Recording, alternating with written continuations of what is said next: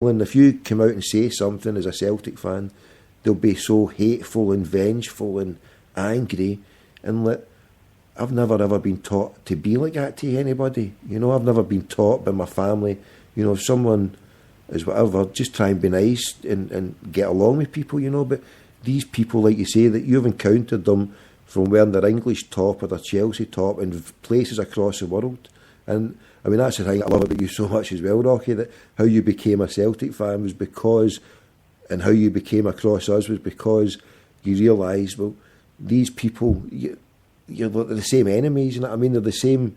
You've seen how they are and how they treat people, and we've Celtic fans, we've got to live alongside them, you know, and how we've been murdered, we've been attacked, and we've been called terrorists, you know what I mean? We've had our land stolen by these people, you know.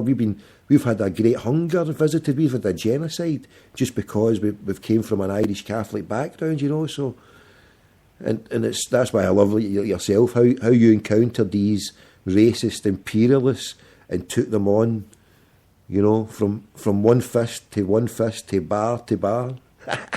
God bless it, Rocky. Yeah, right. You know, it was despicable, that whole scene at IROC's on Armed Forces Day, you know, which I didn't really hear anybody from Rangers or over there really strongly fucking condemn. Like, that's, you know, that's the mentality with those people, and that's what they're fucking taught. You know, I always say it's institutionalized over there, and they basically proved it, right? When it's pretty scary when that fucking, the institution where bigotry is fucking rampant is the fucking military, right, Tommy? I mean, makes people think. Yeah, that's why. I mean, George Galloway was tweeting, you know, you need to be careful when you go for independence because, you know, and look how they've I mean, and since that happened, 7 Celtic fans were jailed at a football game yesterday for singing about Bobby Sands or the Roll of Honour. And yet these people are paid by the government and they're doing the bouncy and the whole thing about that, and then singing stuff about Bobby Sands themselves and, you know, whatever it was, and they're taking part in all this, and that is from the government.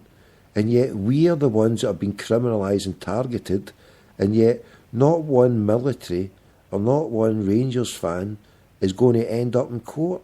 Yet the biggest problem is the fact that these people are racist and bigoted and they've got hate-filled songs, yet our songs are one about defiance and defence of our culture against this outside attack.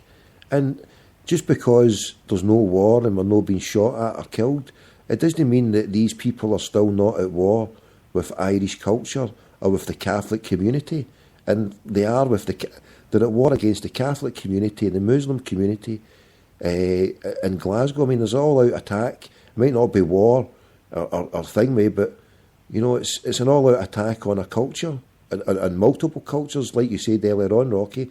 If you don't comply to their, you know, their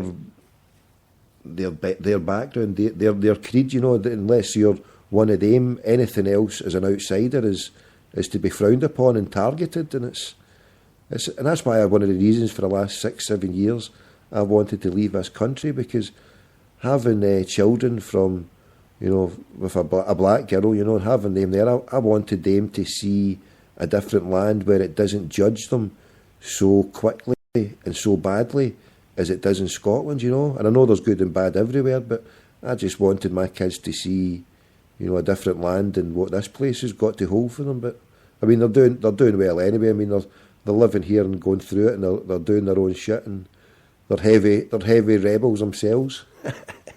So God bless the young rebels. Until the last rebel, it is all we need to do is keep breeding the lovely young rebels to come along, one generation after one rebel generation after another, unrepentant and unbowed, unbroken, and fucking still causing it. Ducky Allah. Attaboy. When is that vote, Tom? When is that vote for independence anyway? I think it's just another 11 months. 11 months, actually. So you guys must be getting a lot of TV ads and stuff like that talking about it, you know, for and against, I think. no TV ads, no, because we don't go down the same road as you guys with all that stuff, no. But it's mostly, see, this is what I call it a fraud, and it's a diversion. The economy's fucked. People have not got a pot to piss in. Everything's fucking going down the tube. Yeah, the only thing that is on the agenda for politics in Scotland is the fucking independence. So, meanwhile, back at the fucking ranch, the Tories are getting off scot-free because all we are talking about up here in Scotland is independence, when we should be saying, hold on a fucking minute, let's fucking march an army. Instead of singing about fucking fighting against fucking thingway, let's march a peaceful army of fucking hundreds of thousands of Scots, women, men and children, a peaceful army walking down like they did fucking 60, 70 years ago, walking down to Downing Street and mobilising ourselves against this filthy bedroom tax. Instead of saying, oh, let's annex ourselves and be done with it and we'll get it all better. Instead of, I mean, it seems to me that these people who want independence and want us to go away or just want to bury their head in the sand and hope that, oh, once we get away from them, everything will be better. And as I say, this is going to take another year to go through, Rocky. And meanwhile, back at the ranch, we're being stiffed and shafted by the same Rothschild banking cabal that come the end of it, whether we vote yes or no, there's still going to be the same Rothschild banking cabal that controls fucking Scotland. So that's why I put the argument out there, and people can take it for what it is. It's another fucking diversionary tactic, another divisionary tactic that is going to cause more problems than it's worth. And by the fact that it's taking people's mind away, and Scottish politics is, like you said there, you know, it's not in the same way as in America, but it's all adverts, right? That comes late on in the campaign. It probably will be heavily advertised and heavily billboards and stuff like that. That'll come late on it. But just now it's all the political argument and the press and TV stuff, whereas small press is given to the real issues of the day facing the ordinary person in the UK. Why is people going to be dying this winter because they can't feed themselves or they can't heat themselves? I know we've got it in a small bit, but like I say, this thing is just fucking huge. It's just sitting there, the elephant in the room, Rocky, and it's no worth a fuck. That's just the way I feel, mate. But anyway. Wow. I remember reading a lot of shit about that bedroom tax. I didn't really look into it, but it was all over my Twitter feed, and it seemed like most people were condemning it. It's like, I mean, the bankers have destroyed everything, and they're just blaming the little guy, Rocky. I mean, it's like they've got a shortage of houses, right? One of the things, they stopped the money supply, so they stopped building houses. But with the immigration that they brought into the country and the birth supply and the divorce rate and people wanting to be single, the rate of single people going through the roof, and being the UK, being a small country, the demand for housing is always going through the roof, right? So what has happened in the last 4 or 5 years, and you'll not read this in any fucking media, but this is just a crackpot theory from a daft bastard like myself. One of the reasons why they brought about this bedroom tax thing, right, because they openly say there's a housing shortage. Yeah, well, there's a housing shortage because for the last 5 years, the banks refused to give out money. The house building stopped completely. But like I say, the immigration to this country and the birth rates and people separating, divorcing, people want to live single lives, the increase for people wanting houses is fucking rampant. So we've got a housing shortage. So it's like taking a hammer to crack a nut. And this is how sick these bastards are.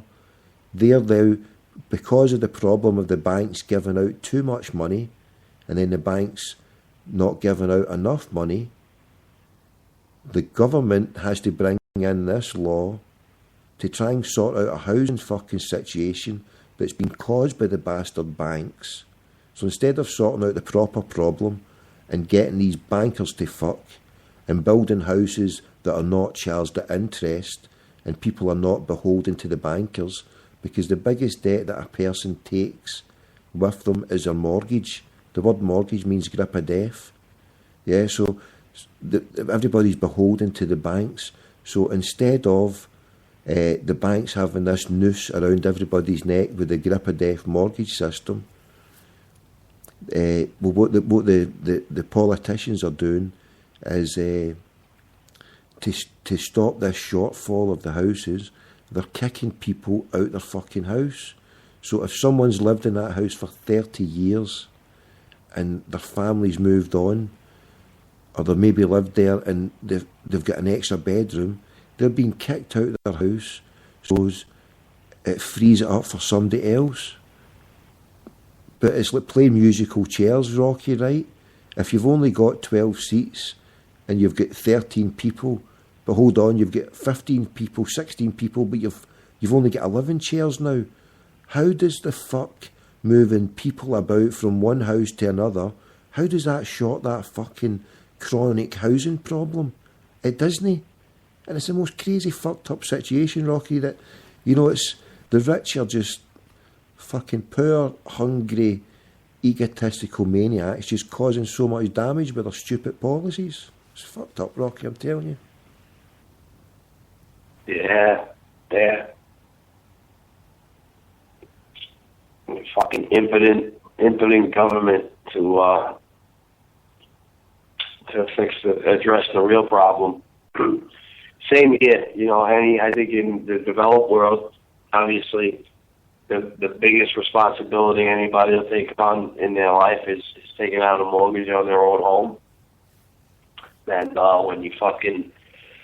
when the banks fucking, you know, here we had the whole, I think most of the crisis was caused by the whole predatory lending, you know, lending to people that they knew full fucking well would never be able to pay back the fucking loans. Never, yeah.